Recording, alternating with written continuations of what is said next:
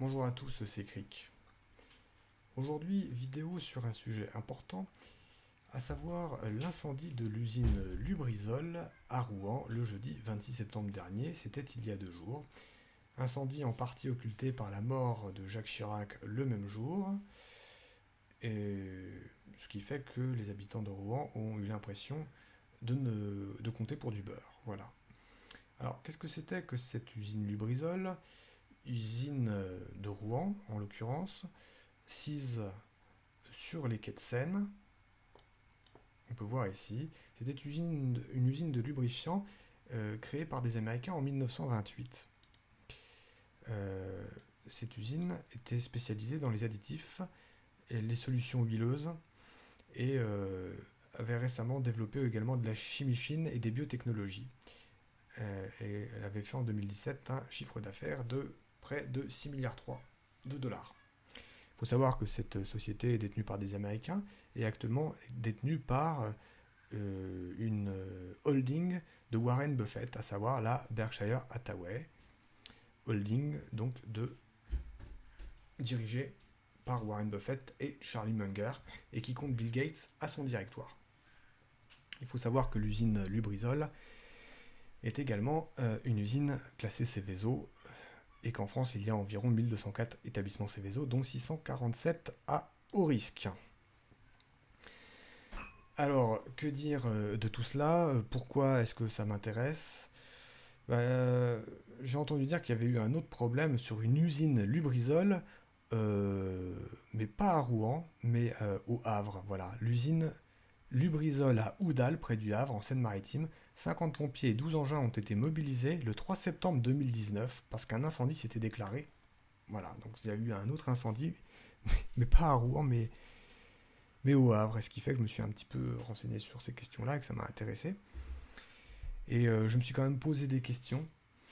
Parce que des incendies comme ça, aussi impressionnants, ça devrait pas être normal sur. Enfin, je trouve que ça devrait pas être normal sur, sur des usines aussi importantes, classées, comme ça, contrôlées, parce qu'elles sont Céveso, il y a tout un cahier des charges normalement très précis. J'étais un peu scandalisé quand même par la gestion de ce dossier. Et j'ai commencé à élaborer des hypothèses en me disant, mais est-ce que ce serait pas quelque chose de terroriste ou quelque chose comme ça? Et j'ai cherché à recontextualiser ça peut-être dans le contexte géopolitique actuel, qui est un contexte assez tendu. Et ça m'a fait en fait penser à ce qui s'était passé là actuellement en Arabie Saoudite, où on sait qu'il y a des drones qui avaient attaqué des, des pipelines et des complexes pétrochimiques en Arabie Saoudite. Oui, donc cette attaque comme ça qui avait eu lieu en Arabie Saoudite par des drones, ça date quand même de début septembre. Vous voyez, attaque de drones en Arabie Saoudite, les États-Unis prêts à riposter, 16 septembre 2019. Et vous savez on a expliqué que c'était les rebelles Houthis au Yémen qui avaient envoyé ces drones contre l'Arabie Saoudite. Et ensuite, on avait expliqué que ça a été revendiqué par ces rebelles, les 10 rebelles qui sont des rebelles chiites proches de l'Iran. Et donc on accusait indirectement ou directement l'Iran d'avoir interféré comme ça avec l'Arabie Saoudite sur ces champs pétrolifères, champs pétroliers. Et, euh, et tout ça avec derrière, en fond de cours, on va dire, Israël. Israël et son match avec, vous savez, les Iraniens et le programme nucléaire iranien. Et puis le fait qu'il y avait eu, vous savez, le G7 à Biarritz et que Macron avait invité un dirigeant iranien et ça avait déclenché la fureur de Benjamin Netanyahou qui avait expliqué qu'il y aurait des représailles contre la France. Alors bon, ça reste pour moi une hypothèse, mais je trouvais ça intéressant. Je me demandais s'il n'y avait pas en fait tout simplement une action contre la France en faisant exploser une usine comme ça, Lubrizol. Alors je voulais avec vous évoquer le sujet. Alors là, vous voyez que le fameux sommet du G7 de 2019 qui a eu lieu à Biarritz a réuni des participants permanents du sommet du G7. Voilà. Il a eu lieu du 24 au 26 août. Et on sait que le Premier ministre Benjamin Netanyahou, Premier ministre israélien, était furieux et qu'il a déclaré, là on voit ça sur Israël 24, alors attendez ça charge, Tout pays qui permet que son territoire soit utilisé pour attaquer Israël en subira les conséquences. Voilà, 25 août 2019. Et là, en fait, il fait ça en réponse à la France, qui invite, tout simplement le leader iranien.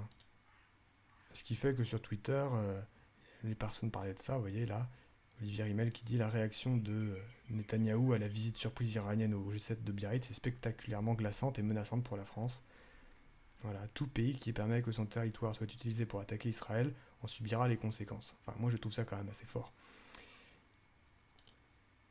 Ce qui fait que sur mon compte Twitter, à savoir crickcriquet, @crickcriquet, je mettais hashtag Lubrizol, hashtag Arabie Saoudite, hashtag drone, Israël, Iran.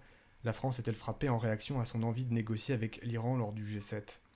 Alors bon, ça peut vous paraître bizarre comme question, parce que Emmanuel Macron est connu pour être le poulain, si vous voulez, de Jacques Attali, pour venir de la banque Rothschild. Donc les gens, en fait, peuvent se dire, mais quel est le rapport pourquoi est-ce qu'il serait pas pro-israélien? Il faut voir qu'en fait, la France a quand même des intérêts en Iran et qu'on avait subi en fait des sanctions américaines. Moi, je me rappelle de la BNP, mais il y avait eu aussi Peugeot, il y a eu tout un tas de problèmes. Et quand même, bon, Emmanuel Macron, on voit ce qui est en train de se passer avec l'Iran. Il va y avoir la fameuse route de la soie avec la Chine. Donc, en fait, il y a un conflit, a priori, Europe-États-Unis sur le dossier peut-être iranien. Alors, on essaie comme ça de tirer, de tirer la pelote de laine à soie, quoi. Et Emmanuel Macron, donc, avec cette initiative, en fait, a gêné. Ça a dérangé. Ça a dérangé les États-Unis, ça a dérangé Israël. Et bon, on peut penser qu'on a cherché à lui tirer l'oreille. Et c'est pas la première fois que Emmanuel Macron se fait tirer l'oreille par les milieux israéliens, les milieux juifs et les milieux sionistes. Ça peut vous paraître étrange, mais c'est véridique. Par exemple, c'est quelque chose que vous n'avez peut-être pas noté, mais l'affaire Benalla était sortie d'abord au tout début, il y a un an, vous savez, dans le quotidien Le Monde, qui est un quotidien, on va dire, sérieux, possédé par Mathieu Pigas, qui est proche des intérêts israéliens. Et on avait sorti un certain nombre de choses, ce qui peut paraître étonnant, parce que Le Monde, c'était précisément le journal qui avait mis en place, on va dire un peu... C'est pas le seul, hein, il y avait BFM TV, il y avait tout un tas de médias, mais ils étaient connus pour être pro-Macron. Donc tout d'un coup, pourquoi est-ce qu'on lâche des affaires sur Benalla et tout ça? C'est sans doute pour obtenir des choses du pouvoir, hein. Tirer la laisse du président de la République, parce que le président de la République doit rendre des comptes. Bah, ce qui est intéressant, c'est que donc il y avait eu ça il y a un an avec l'affaire Benalla, mais que progressivement on a eu d'autres révélations sur Benalla, vous savez, des affaires dans l'affaire, comme ça, toujours pour remettre le métier sur l'ouvrage, comme on dit, hein. Et là, vous voyez que le mercredi 13 février 2019, sur France Inter, il y a un article avec Affaire Benalla, l'Elysée rend fou. Et alors, là, c'est marqué à qui la faute? Emmanuel Macron a-t-il une part de responsabilité? Dans la classe politique, certains estiment que le mal est généré par la nature même du pouvoir élyséen. On a tout dit et pas encore tout dit sur l'affaire Benalla. Cette semaine encore, c'est la révélation par le site Mediapart de contrats négociés par Alexandre Benalla avec des milliardaires russes proches de Vladimir Poutine. C'est aussi le départ prochain d'Ismaël Emelien du cabinet d'Emmanuel Macron qui quitte ses fonctions pour rédiger un ouvrage sur le progressisme. Mais on sait aussi que sa gestion de l'affaire Benalla a été extrêmement controversée. Et les regards se tournent de plus en plus vers Emmanuel Macron. Pour l'opposition, pas de doute, nanana. Donc vous voyez, on lance ça. Hein, voilà, l'affaire Macron. Hein, ça c'était donc février. Hein. On prépare les choses. 13 février. Alors bon, si vous avez l'habitude de lire entre les lignes, de prendre du temps, prendre du recul et de bien regarder les choses et que vous êtes assez critique sur ce qu'on vous présente, parce qu'on est dans la société du spectacle, vous pouvez constater que c'est juste avant en fait le dîner du CRIF. Et que voulait obtenir le CRIF? Hein, moi, je pense que derrière, vous avez ces réseaux comme ça, sionistes, qui tirent sur la laisse du président de la République. Que voulaient obtenir les réseaux sionistes? Bah, il se passe qu'en fait, en février 2019, il y a eu toute une polémique, parce qu'on a cherché, les institutions juives ont cherché à expliquer que l'antisionisme et l'antisémitisme étaient exactement la même chose. On a cherché à modifier la définition juridique de l'antisémitisme pour y intégrer en fait l'antisionisme, à savoir la critique de l'État d'Israël et de sa politique belliciste. Et que Macron n'était pas pour intégrer l'antisionisme dans la définition légale de l'antisémitisme, et que par la suite, à force de se faire tirer l'oreille par l'affaire Benalla, il a accepté d'intégrer l'antisionisme dans la définition de l'antisémitisme, ce qu'on appelait du coup le nouvel antisémitisme. Et que Macron ensuite a été reçu donc au dîner du CRIF peu de temps après, toujours en février. Je vais vous montrer ça. Voilà, dîner du CRIF 2019, 34e dîner, a eu lieu le mercredi 20 février au Carrousel du Louvre en présence du président de la République Emmanuel Macron. Et c'est là qu'on avait vu la photo surréaliste suivante. À savoir, comme ça, Monsieur Khalifa, donc a priori le président du CRIF ou l'ex-président du CRIF, tenir le poing d'Emmanuel Macron et levant le poing d'Emmanuel Macron de façon à dire nous avons le pouvoir sur toi. Et alors on voit Macron qui fait pas le figure, il est vraiment malheureux de cet épisode et il cherche même à résister à la poigne de Khalifa. Vous voyez, là on voit quand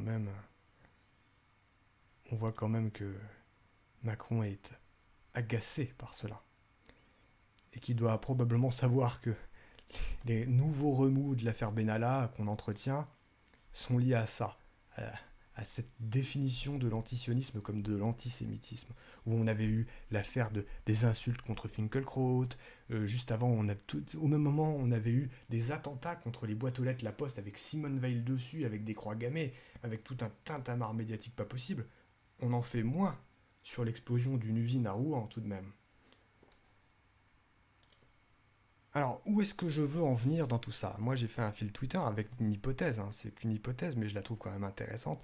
J'ai mis là, ici, Lubrizol, Arabie Saoudite, drone, Israël, Iran. La France est-elle frappée en réaction à son envie de négocier avec l'Iran lors du G7? C'est une question quand même qui se pose. Puis je mets ensuite, voici la ligne de conduite du CRIF qui gouverne la France pour son plus grand malheur. Iran, haine d'Israël et menace d'apocalypse nucléaire. C'est un article paru en juillet 2019, juste avant le, le G7 qui a eu lieu fin août. En direct, tension États-Unis-Iran. Téhéran a lancé l'enrichissement d'uranium dans ses centrifugeuses. Oui, c'est-à-dire qu'on nous explique que là, il relance le programme nucléaire iranien, et une volonté d'enrichissement de l'uranium à un tel point que ça pourrait être pour faire des bombes et donc attaquer Israël. Là ils sont tous à fond là-dessus. Donc ça, c'est ce qui s'est joué là comme ça en juillet, août et début septembre, hein. C'est la période. Et puis alors on a encore eu un boost avec l'attaque des drones sur l'Arabie Saoudite début septembre. Puis alors là, moi je rajoute, il y avait des matières radioactives sur le site de Lubrizol. C'est pas une blague, c'est une information qui avait tourné comme ça partout sur les réseaux sociaux, à tel point que Libération a fait du fact-checking sur le sujet en expliquant qu'il y avait bel et bien des matières radioactives sur le site, mais qu'apparemment ça n'avait pas pris feu, hein, l'incendie n'a pas touché à ces matières-là. Bon, enfin, est-ce qu'il y a un petit message, je ne sais pas. Et là, moi, je rajoute ça. On se souvient de l'incendie de Notre-Dame de Paris, 777 ans après que le roi Saint-Louis demande que l'on brûle les Talmuds. Ce qui est vrai. C'était Info Israël qui avait parlé de ça. Et dans le monde juif, il disait nous sommes vengés, c'est parfait. Donc, vous voyez, il y a toute une espèce d'eschatologie. Et alors, ce que je trouvais incroyable, c'est que là, je dis mais pourquoi l'incendie de cette usine Lubrizol Seveso a-t-il démarré en même temps que les festivités joanniques? Festivité joannique, en fait, c'est le centenaire, hein, cette année, de la canonisation de Sainte Jeanne d'Arc, qui est la patronne de la France. Et dans la ville de Rouen, en fait, les festivités commençaient précisément le 26 septembre 2019, c'est-à-dire le jour de l'explosion de cette usine, hein, de cet incendie. Alors, je pose la question, est-ce qu'il y a un message talmudique? Enfin, moi, j'en sais rien, mais si c'est pas talmudique, si c'est pas fait exprès, est-ce que c'est prophétique? Voilà. Voilà. Et alors moi, l'autre truc qui me paraît quand même assez incroyable dans ce dossier, c'est quand on apprend qu'en fait Lubrizol appartient à Warren Buffett via sa holding Berkshire Hathaway. Alors là, c'est quand même quelque chose. Ça me fait penser, moi, vous savez, à l'affaire Larry Silverstein avec le World Trade Center, hein. Alors moi, du coup, ensuite, je pose la question en rigolant, est-ce qu'il a assuré au moins le Warren Buffett? Est-ce qu'il va toucher les assurances sur quelque chose comme ça, hein? Comment ça fonctionne? Puisque là, quand on va en fait sur la page de Wikipédia de Warren Buffett, hein, on apprend un certain nombre de choses intéressantes sur le personnage, à savoir qu'en fait, il a abondé à la campagne présidentielle démocrate, hein, d'Hillary Clinton. Donc, il a financé Hillary Clinton pour la campagne présidentielle, et il a eu un certain nombre de déclarations quand même très intéressantes. Et vous voyez, là, c'est au paragraphe prise de position sur l'économie, la société et la politique. Démocrate historique, il a soutenu Hillary Clinton à l'élection présidentielle de 2016. En 2017, devant des investisseurs, il déclare qu'Israël sera là pour l'éternité.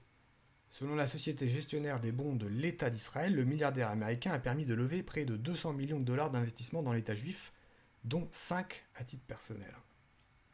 Bon, alors, est-ce qu'on est-ce qu'on fait exploser ou est-ce qu'on incendie une usine d'un ami qu'on sait qu'il va être remboursé par les assurances? Comment ça fonctionne? Est-ce que c'est complètement complotiste d'entrevoir ça? Ce bon démocrate soutient Israël, qui est un État quand même totalitaire et belliciste, hein, donc c'est à la fois un sioniste a priori et, et, euh, et quelqu'un qui possède des entreprises, on va dire, stratégiques en France. Est-ce qu'il n'y a pas un conflit d'intérêt à avoir des entreprises comme ça sur notre sol, hein, détenues par des gens qui sont en capacité peut-être de faire chanter notre président de la République, même si c'est un mauvais président de la République. Euh, Puis alors le Warren Buffett, il a quand même de sacrées déclarations. Il avait dit le 25 mai 2005, sur une chaîne de télévision, à savoir CNN, il y a une guerre des classes où ma classe gagne de plus en plus alors qu'elle ne le devrait pas. En effet, Warren Buffett affirme à l'occasion que les riches ne se sont jamais aussi bien portés et qu'il serait ainsi judicieux d'élever les taxes les concernant. Il déclarait aussi: il y a une guerre des classes, c'est un fait, mais c'est ma classe, la classe des riches, qui mène cette guerre et nous sommes en train de la gagner. Alors bon, moi je pose la question, vu les dégâts qu'il y a eu là à Rouen, est-ce que ce Warren Buffett, qui semble-t-il aimerait se faire passer peut-être pour je sais pas moi, un philanthrope, est-ce qu'il peut pas reconstruire les choses? Est-ce qu'il peut pas aider à la dépollution? Est-ce qu'il peut pas indemniser les gens? Il n'y a pas quelque chose à lui demander à ce monsieur-là, hein? Parce qu'il y a visiblement, il y a peut-être des problèmes et des failles de sécurité sur sa société, ou est-ce qu'il y a du terrorisme qu'on nous cache, hein?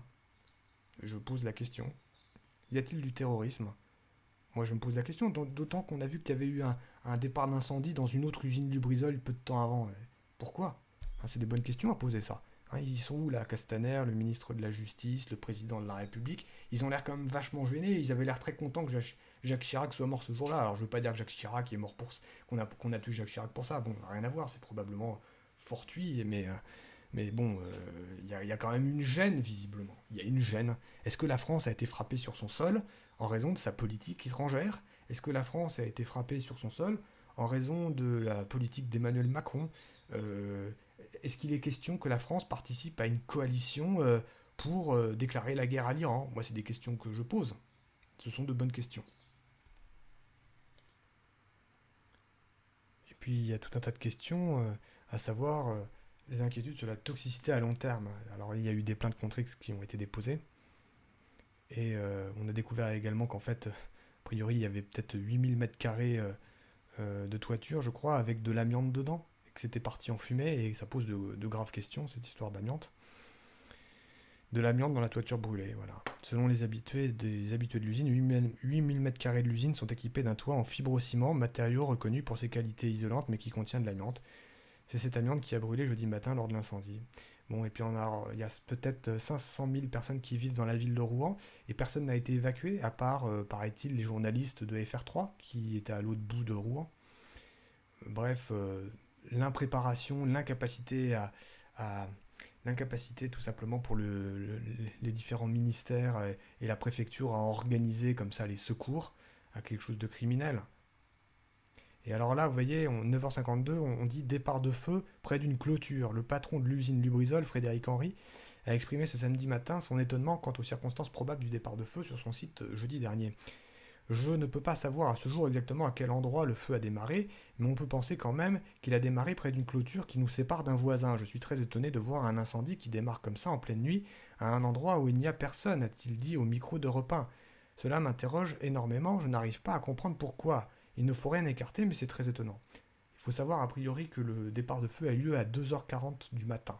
Apparemment, c'est ce que j'ai lu. Bon, le gouvernement peine à rassurer. Tu m'étonnes, mon grand.